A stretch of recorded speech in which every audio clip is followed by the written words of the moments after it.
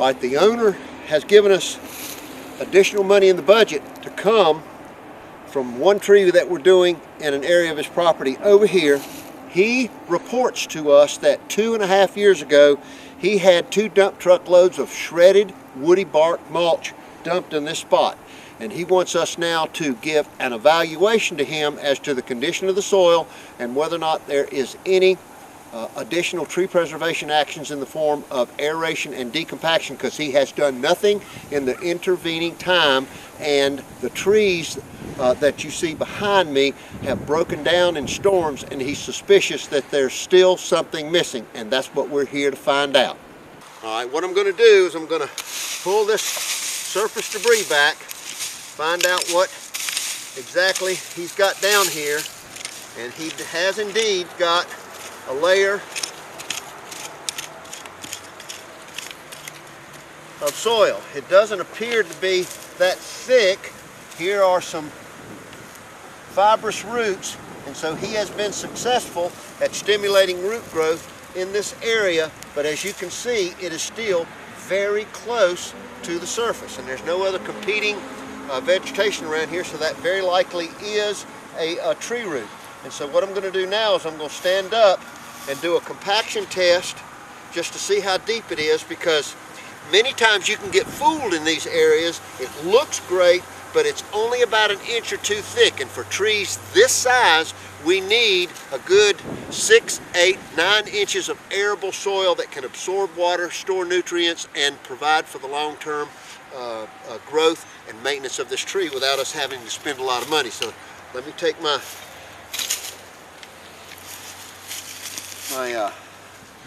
penetrometer. I'm going to push it down. Oh, this is great. Okay, he's done fantastic. All right, he softened it up. He's maintained plenty of water. And now we're going to see how deep the organic matter is. It must be on a rock or a root. I'm going to go back. I'm going to try it one more time over here. Okay, this is a real classic example, because as I told you, we've got the layer that he put in here 2 years ago has now decomposed, and it's in this layer right here that you see. And we've got the rooting that we noted before. There's some of it right there. You can see it.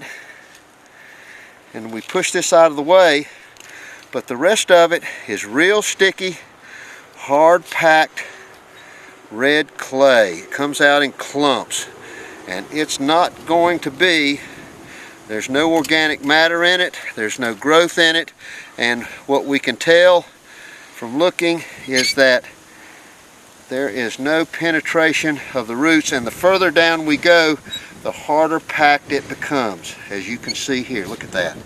It comes out in a plug, and that is good old Carolina red clay.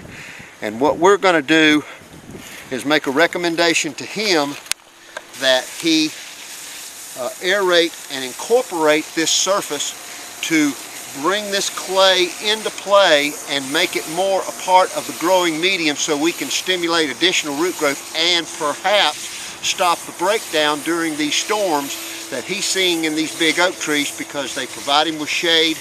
They are in a perfect spot to give him the beauty that he needs, and the aesthetic value, and the erosion control, soil formation, and the other ecosystem services. He has a plan to put a swing in one of these things for his daughter, and there's many other things that we need to do to safeguard these trees. We're going to do it now with aeration and decompaction.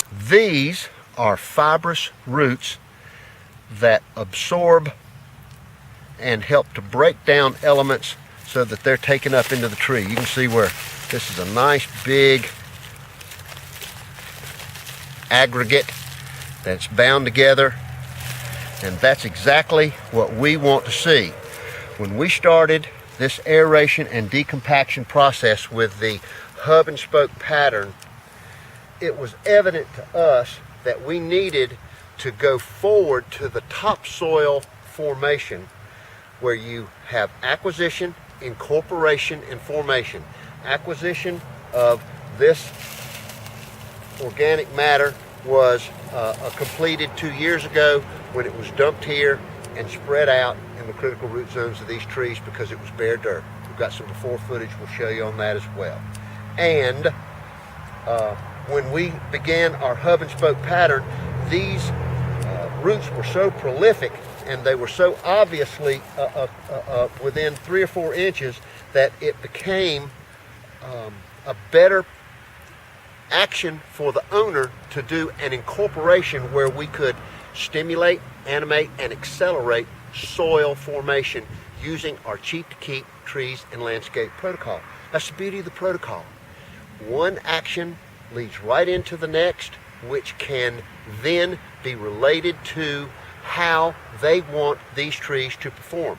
He doesn't want them shedding limbs, dropping large branches as they have in the past, and wants them to be safe, beautiful, and a natural part of his property so he can control erosion, so he can save water. There's a big water issue right down below here, which we'll get into in one of our segments. And what we're going to do is stir this and incorporate it using our topsoil tree preservation action, and it's going to be a little bit more money. We had a brief conference with the owner.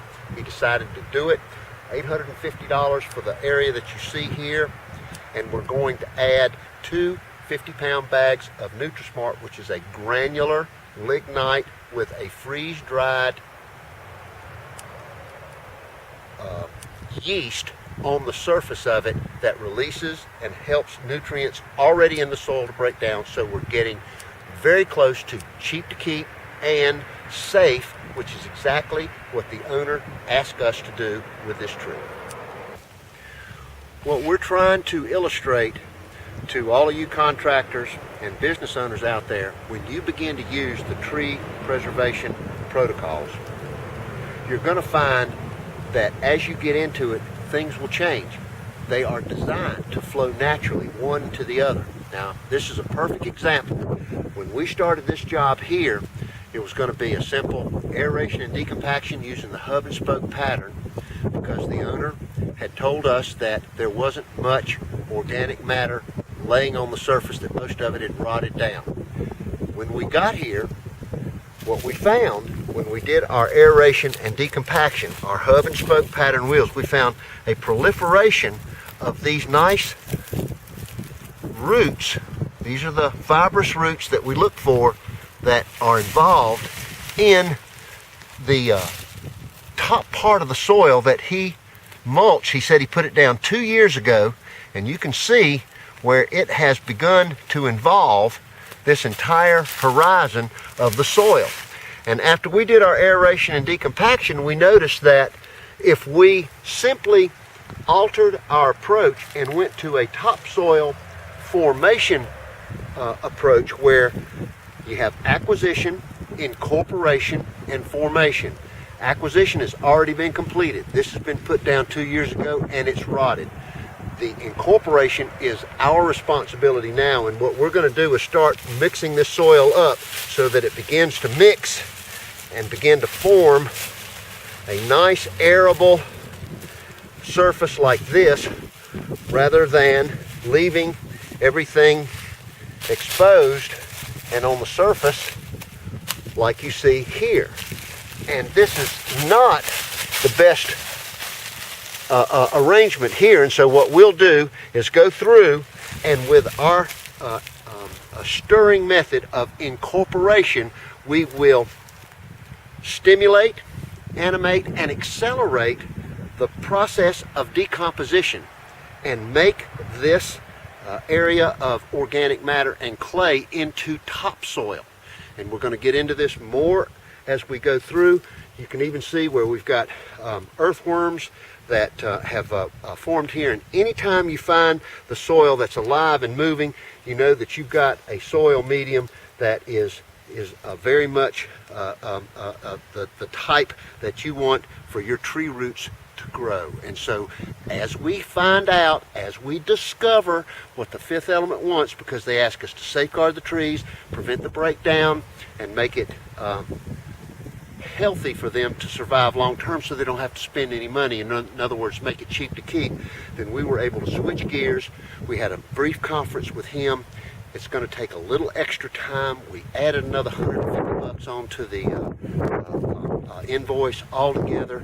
This area here will take about $850 to aerate, decompact, incorporate, and we're going to add a biostimulant of granular